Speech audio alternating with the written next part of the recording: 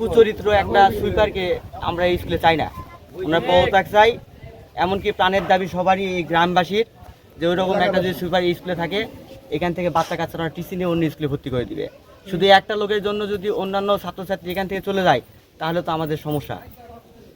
কেলেঙ্কারি আছে, অর্থ আত্মসাৎ আছে, অনেক দুর্নীতি, এমনকি স্কুলের শিক্ষা প্রতিষ্ঠানে স্কুলের বই সহ উনি বিক্রি করে, এরকম অভিযোগও আছে। কি আছে না?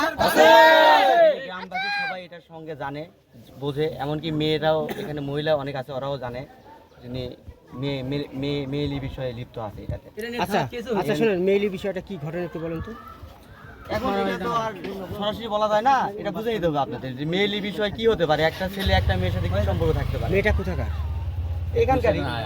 এখানকারই প্রতিষ্ঠানে আয়া, এই স্কুলের প্রতিষ্ঠানে আয়ার সাথে ওনার অবশ্যই সম্পর্ক।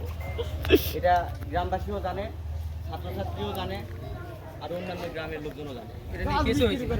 এমনকি এই স্কুলের গাছ সহ উনি বিক্রি করে খাইছে। তো এইরকম কুচরিত্র একটা সুইপারকে আমরা এই স্কুলে চাই না।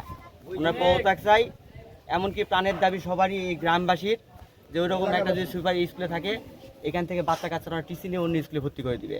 শুধু একটা লোকের জন্য যদি অন্যান্য ছাত্রছাত্রী এখান থেকে চলে যায়, তাহলে তো আমাদের সমস্যা।